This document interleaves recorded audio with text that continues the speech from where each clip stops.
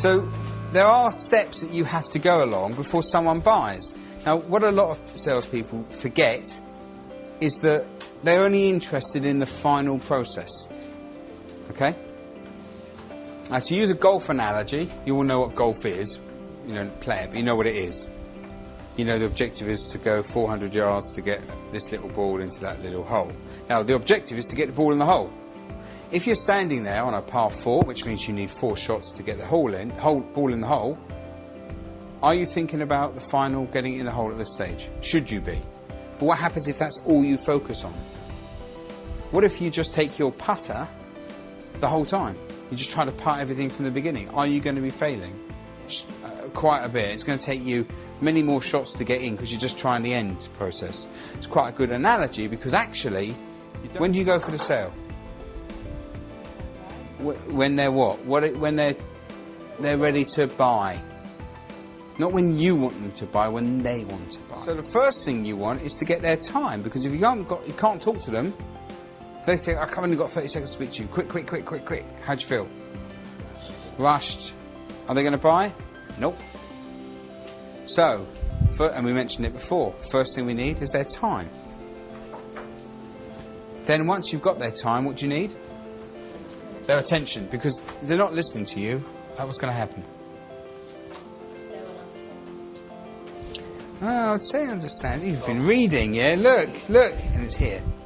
Yeah, don't look there, it's advanced. So you want to get to them to understand. Because if you can't get their time to listen, if they're not paying you any attention, no, what's that? What? I'm in the middle of something. Put it over there. Sorry, what? You must have had conversations like that. Once they understand you, something very important happens. It's a mutual thing. Respect, right? You have to respect their point of view as much as they have to respect yours. Very important. And this business about understanding, who has to understand who? Both. You've got to understand the customer first, because if you can't make the effort to understand what they want, you've got no chance. You're making your life extremely difficult. Fortunately, all of this is in longhand. And once they've given you some respect of your opinion, then they can start to accept that what you say has validity. Because even if they understand it, they're not necessarily going to say, well, I'm actually agreeing that what you're saying is true. And then you can follow on with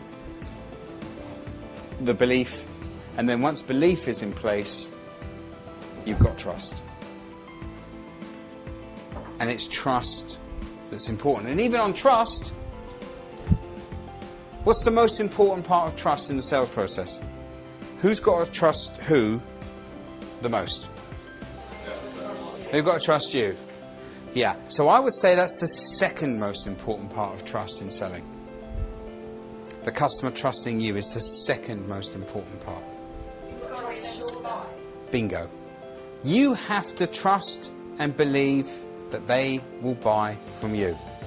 Do salespeople trust their customers to buy? Never. Now, in the real world, if you meet somebody and they go, not sure if I trust you, how do you feel? Ooh, a bit defensive. If someone's looking at you like this, when you talk to them, how does that make you feel? A bit defensive. Why are we defensive with our customers? Because what have we experienced? Negativity, rejection. Do we like being rejected? Do we like being told off? Who told us off first? Parents? Just saying. Just saying.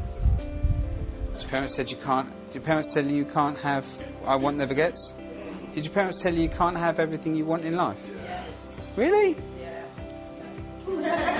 I know. That's what I'm talking about. But they do, don't they? You can't have what you want when you want it. Were you told that? Yeah. Why? There you go. Why? You can. have what you want when you want it, can't you? But if you want so the thing is, there are ways of dealing with it. My daughter says to me, Dad, or she hasn't said recently, but she has in the past, Daddy, I want. And I said, certainly, darling, you can have it. She went, great. I said, all you got to do is go to the shop and buy it. And she went, but I haven't got enough money. I went, well, you can have it. So what do you need to do in order to do that? Well, I need to have more money. Okay, where are you going to get that? Well, from you. Okay. But apart from me, how else can you do it? Oh, I suppose I could save money from work. Yes, you could. Is that what you really want? If you have that, you've got a certain amount of money. What about if you have that, that means you won't get this. What do you really want? Sort of thing.